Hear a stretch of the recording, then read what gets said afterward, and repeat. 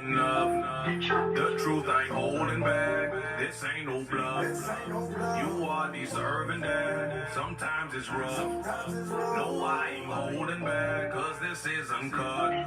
This is uncut. This is uncut. No, I ain't holding back. Sometimes it's rough. This is uncut.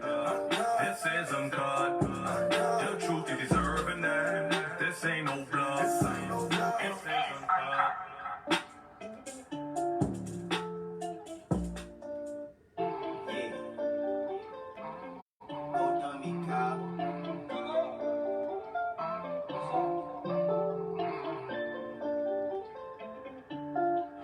This is uncut. Can't get enough. The truth ain't holding back. This ain't no bluff. You are deserving that. Sometimes it's rough. No, I ain't holding back. Cause this is uncut. This is uncut. This is uncut. No, I ain't holding back. Sometimes it's rough. This is uncut. This is uncut. The truth you deserving that. This ain't no bluff. This is uncut.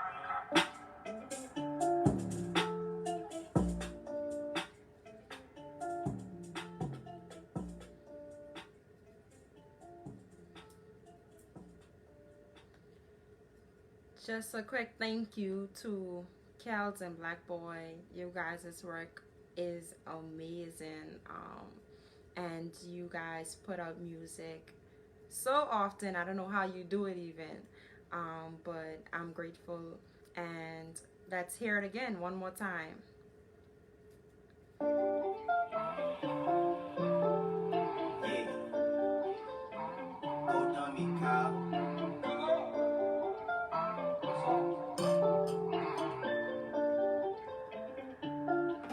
This is uncut. Can't get enough. The truth ain't holding back. This ain't no bluff. You are deserving that. Sometimes it's rough. No, I ain't holding back. Cause this is uncut. This is uncut. This is uncut. No, I ain't holding back. Sometimes it's rough. This is uncut. This is uncut. The truth you deserving that. This ain't no bluff. This is uncut.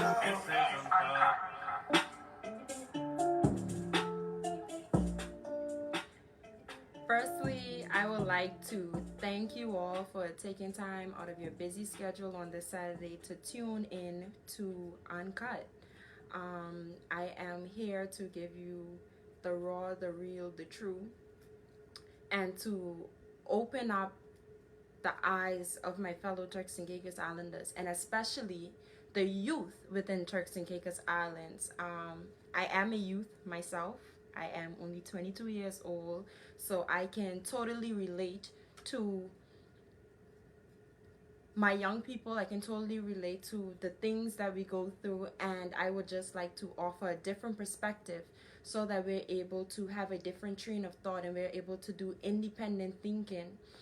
And I also would like to say, of course, happy Emancipation Day, Turks and Caicos, and by extension the Caribbean, because of course we have struggled in this fight for many years.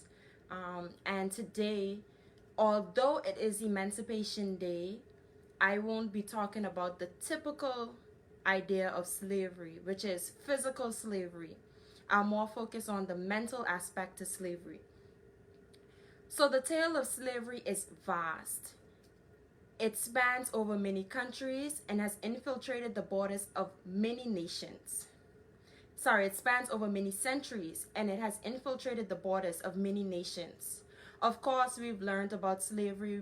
We've learned about our ancestors being carried from Africa over to the Caribbean, being chained, shackled, many dying in the process, being thrown overboard off of the ships. And so we've learned so much about the struggle. Finding the origin of slavery worldwide is a very difficult task due to the slave trade predating historical records. However, the first identifiable evidence of slavery comes from the Code of Hammurabi out of Mesopotamia. This inhumane practice grew as the world became more civilized. Slaves were first brought to America in 1619, when 20 men from Africa were brought to Jamestown, Virginia. 256 years later, President Lincoln freed slaves within America with the stroke of a pen. For nearly 200 years, Britain also partook in this despicable act of slave trading. It was not until 1833 the practice was abolished. Now, let's draw a little bit closer to home because, of course, we've heard so much about slavery that there's no need for me to go through the historical records of every single country because we would literally be here all day. Let's take a look at Haiti, our neighbors. Haiti is the only nation that has successfully emerged due to slave rebellion. It took approximately 13 years of suffering to get there, but in 1804, they prevailed under the leadership of Toussaint Louverture. Here in the Turks and Caicos Islands, we also suffered from slavery. And I'll just read a little excerpt from the Turks and Caicos Museum website, which gives very brief details about the journey of our slaves. And of course, I'm not going to go through the Tainos and the Lucayans and all of that and bringing us back from ground level because I'm sure we all have some sort of knowledge in that background. And I just want to focus more on the mental aspect of it and not so much the physical. According to the Turks and Caicos Museum's website, it says that regulations in 1767 included slaves not being permitted to work on their own in any of the salt ponds. By 1781, royal regulations was accepted, and it included that no slaves were allowed to work for himself in any other ponds other than those of his owner, and that no person was allowed a share for any slave after the slave had been absent for more than 48 hours from the islands. United States of America's War of Independence led to the influx of slaves, and by 1788, the Caicos Islands had a population of over 40 white people and 1,200 slaves. Let's just pause there. You telling me 1,200 of those slaves could not overturn 40 of their slave masters? That goes to show how deeply entrapped their minds were. Just because they thought that they were enslaved, they worked like slaves. They were physically enslaved because they couldn't see beyond the boundaries of breaking the chains. They couldn't see beyond the boundaries of coming together and having a revolt. And that's why revolution is so important, because you unify the people, and once you unify the people and you stand on one common ground, you're able to fight your common enemy. Now let's go back to the TCI Museum's website. It says Haiti's revolution began in 1791, and it led to the runaway and freeing of many Turks and Caicos Island slaves. Slaves received emancipation on August 1st, 1834. The British government paid slave owners for each slave. In theory, the former slaves could now work for shares in the pawn or for wages. And in 1845, the leasehold system was introduced for the salt ponds, with all ponds entering the leasehold system in 1848. Let's take another pause there. So leasehold is not something new to the Turks and Caicos Islands. Our slaves were able to lease the property. Yet, here in 2020, 186 years later after emancipation, we still struggle with the problem of leasehold. I'm sure many of you would remember Miss Bernicia Cox's show about the beachfront development. And That was deeper than we even thought, because our ancestors fought to have rights to this here, our land, our Turks and Caicos. And yet, in 2020, we still fighting. So it is absolutely crazy that 186 years later, we're still struggling. And that episode from Miss Cox made me think, if we're still struggling 186 years later, why? Why? We're not enslaved anymore. So why we're still fighting for our land? And it brought me back to this point. Although we were emancipated from physical slavery 186 years later, we still suffer from slavery, but in a different form. Instead of being shackled by our feet, we are now chained by our thoughts. We have been taught to be narrow-minded, to take information as it is and never question the authority that gave it to us. And because of this, our yes, massa has now turned into, yes, you may have that piece of land for little or nothing. Yes, you may promise to create a development which will have a high rate of locals as employees, but never deliver and get off without any consequences. Yes, you may be granted this work permit despite us having capable Turks and Caicos Islanders to fold the sheets in the hotels. We can no longer sell ourselves short, Turks and Caicos. A few pennies is not worth our $1 million nation. We must preserve our nation as well as our culture for many generations to come. And I think we've been fighting so much amongst ourselves that we've lost sight of the common goal. And actually, I just saw that comment from Jazz Walking. True freedom cannot exist under the umbrella of colonialism. That is so true. That is so true. But I just want to also add something to that. We look at so many of our Caribbean brothers and sisters and we're jealous of them because they're independent. And many of those independent nations, what we don't realize is that they're not truly independent. They still answer to the crown. And that's the reason why they have a governor general who is queen appointed, their country appointed, but they still report back to the queen. So why have a governor general and you're independent? Why still answer to the mother country and you're independent? However, there are a few of our Caribbean brothers and sisters that have gained true independence. And those are the ones which are republics. So Trinidad is one of those. Haiti is one of those. Dominican Republic is one of those. So it's deeper than just gaining independence in order to get our true freedom. We have to gain true independence from the mother nation in order to get our true freedom, in order to control our country the way we see fit. Because far too long we've been imprisoned here. For far too long we've been roaming Turks and Caicos free, but not realizing that our minds are still enslaved. And the country is being held hostage by the mother nation. And that's something that we speak about in our small corners and we're afraid to be vocal about. We're afraid to stand up for.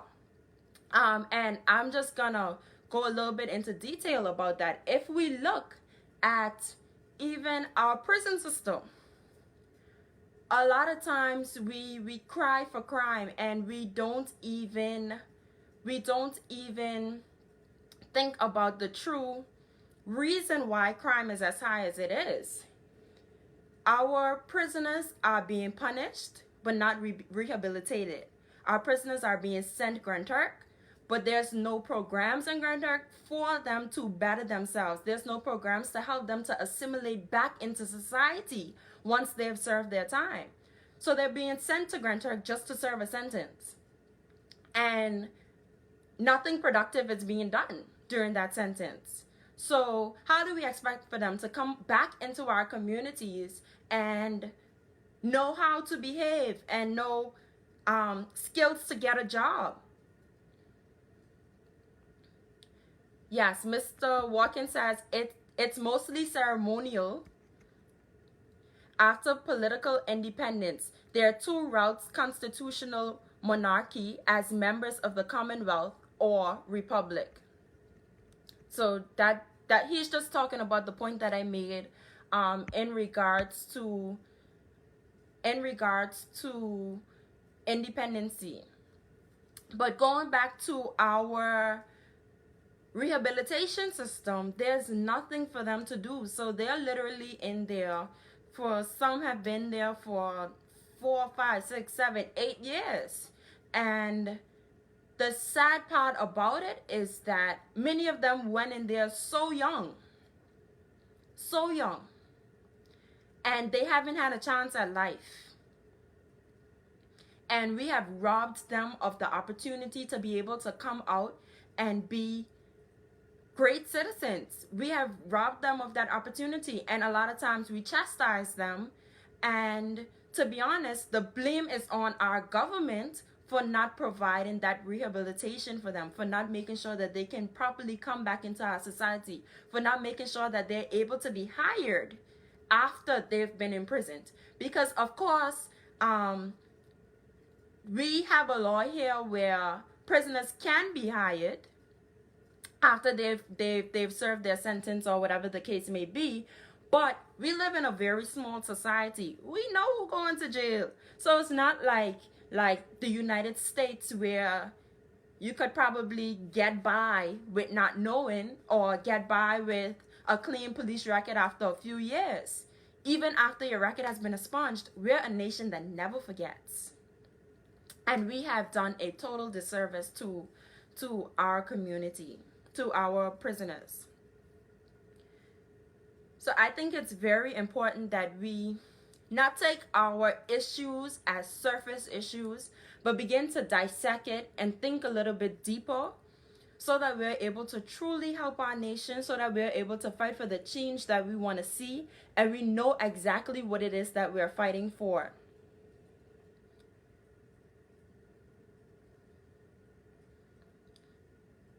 Miss Mizik says they come out of jail just to do the same thing that got them into jail in the same place, because there isn't any program in place to help them to get a job or help their drug habit.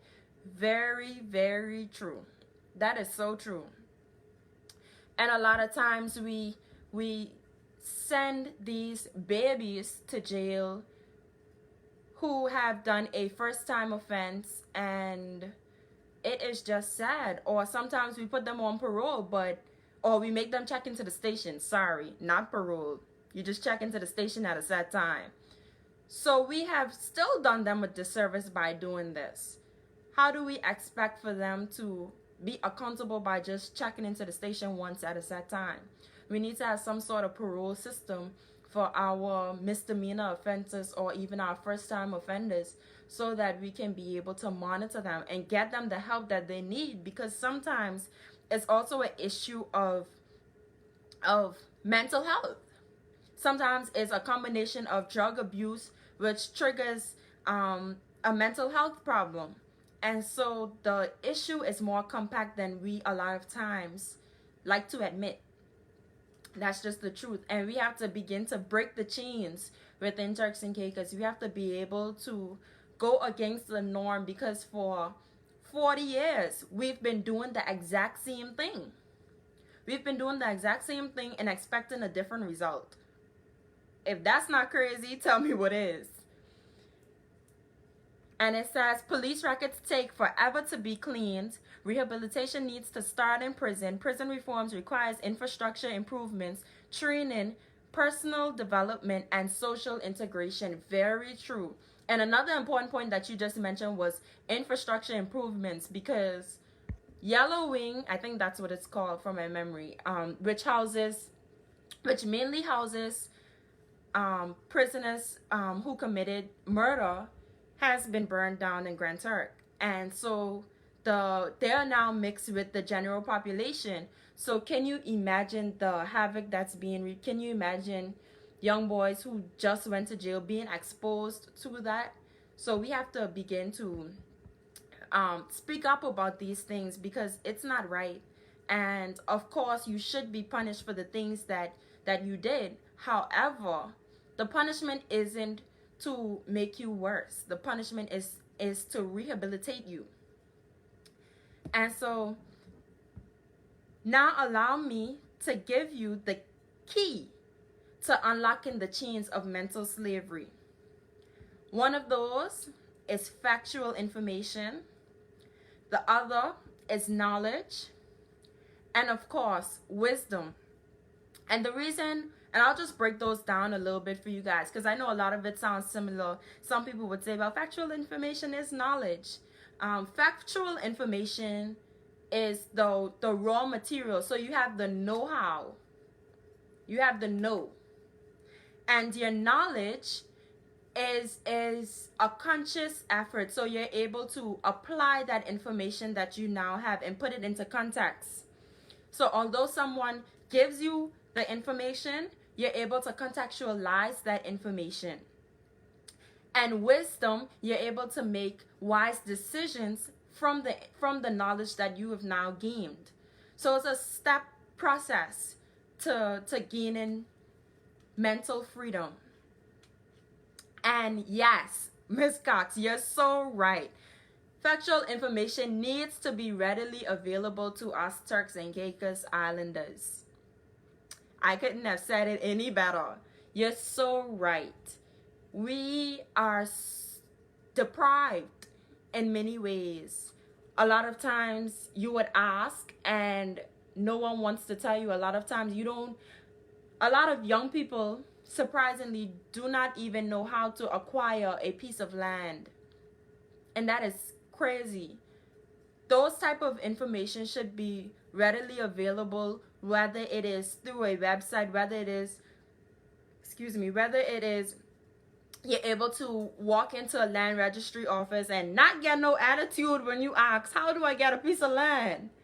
So we have to be able to have this information at our fingertips. That's the type of age we're now living in. We're living in a technological era.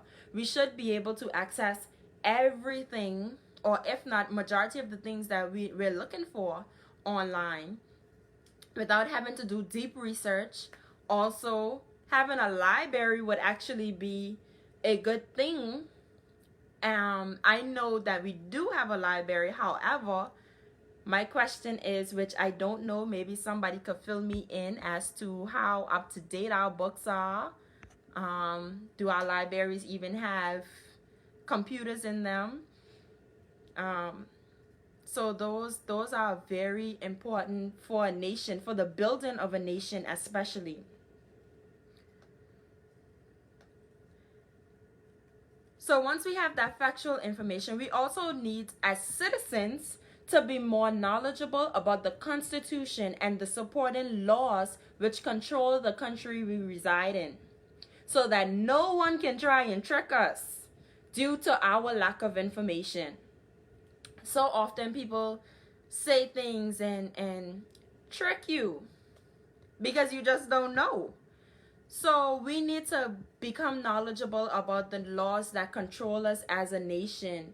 We need to know our real estate laws. We need to know laws in general, because if you don't, you are in great trouble. And that is not to say that you have to know everything in the law book, but you should at least have a grasp so that you're able to make wise decisions. Okay, so the data is current. We don't give our people the data they need to live well. Data is the currency. Very true. It is. So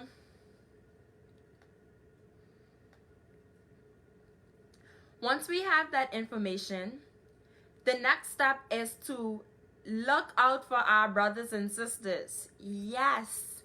Let's look out for each other. We all been shooting in the gym. So we quickly jump at the investors that come to our shores yet we laugh at our brothers who ask for help in a business or who's trying to start a business.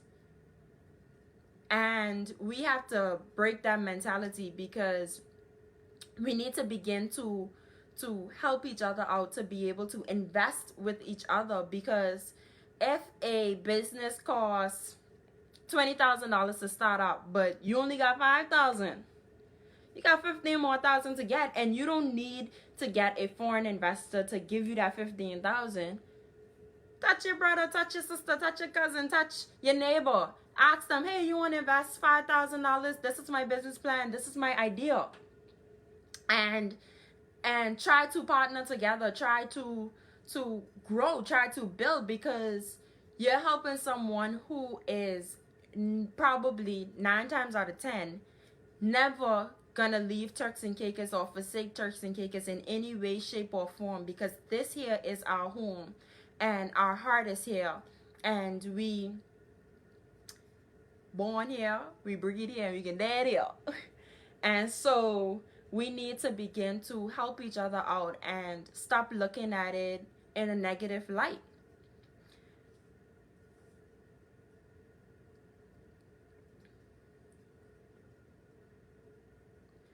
Also, just drawing back to the point of information,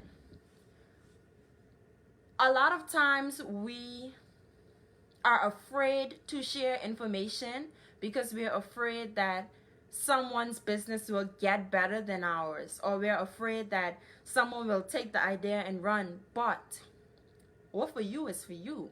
And giving your brother or sister information will not take bread out your mouth. Although you are putting that person on, that is one of the ways we hold each other back as islanders here.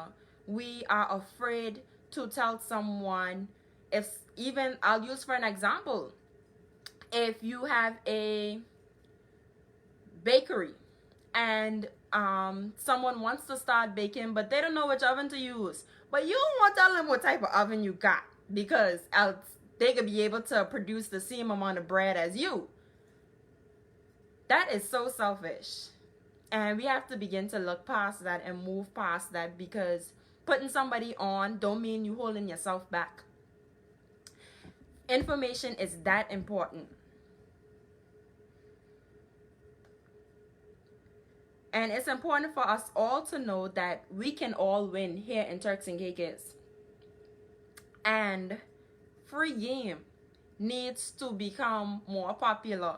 So for those of you who don't know what free game is free information. So it's just a millennial term, I guess. And I hate to use the word millennial, because a lot of millennials don't even think they're millennials. But just to define it, it is the age range from 25 to 39. And free game is important. So I believe in free game. Actually, a lot of people maybe don't even know, but Jay-Z also believes in free game. Jay-Z said in his book, Decoded, we change people through conversation and not censorship. And I'll just say that again. We change people through conversation and not censorship. So holding back the information won't bring any change. You need to be able to speak about it, and speak about it openly, not necessarily saying put it on blast for everybody to know, but if you know someone who's serious and who just needs a hand and just needs that step forward or that push, it's important to help our brothers and sisters. And it is time for Turks and Caicos to begin to break chains and get out of mental slavery. We have been emancipated from physical slavery. However, we are still mentally enslaved. We still take information as it is given and never question the context of it, never question where did it even come from, as long as the source seems to be fit. So now that we're beginning to break the trend of mental slavery, and I say that we're breaking it because I see advancement in so many ways. Thank you, Miss Bernicia Cox, and so many others that have started shows way before me. You guys have paved the road, and I am so grateful. Thank you, Mr. Chevelle McPhee, who has broken the chains on becoming vocal in our country. Thank you to the artists who have stepped out of the box and not stuck with the traditional way of making money, which is going to work, doing a desk job in order to fatten someone else's pockets. So thank you to all of you artists who have made that step forward and stepped out of the box and able to break a chain. Although you may have not looked at it as breaking chains when you decided to start your business, you broke chains because you were able to show the youth that, hey, look, you're able to become a photographer, or you're able to become an artist, or you're able to have a restaurant of your own even. And it is important for us to trailblaze for those behind us. It is important for us to set a standard for our kids and for our children's children in order for us to have a better society. And of course, now that you have been privileged enough to access free game on breaking mental slavery within Turks and Caicos, let's begin the process of revolutionizing. Let's begin the process of changing our Turks and Caicos. Let's begin the process of unifying so that we're able to get the change that we want to see. And that is very important, Ms. Cox.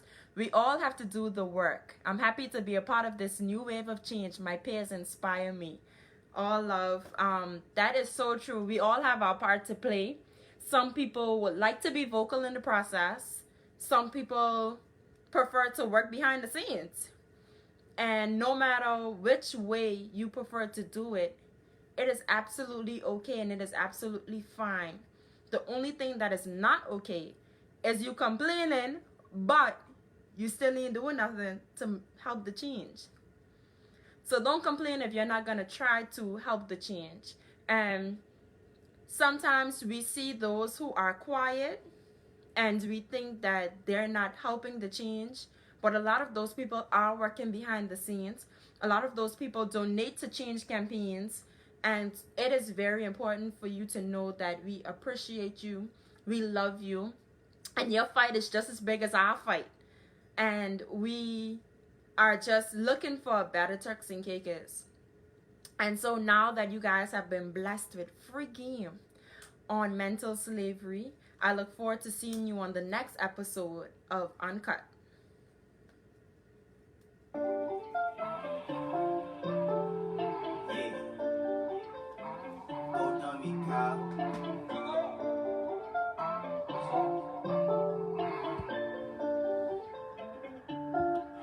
This is uncut. Can't get enough. The truth ain't holding back. This ain't no bluff. You are deserving that. Sometimes it's rough. No, I ain't holding back. Cause this is uncut. This is uncut. This is uncut. No, I ain't holding back. Sometimes it's rough. This is uncut. This is uncut. The truth is deserving that. This ain't no bluff. This is uncut. See you next Saturday at 6 p.m.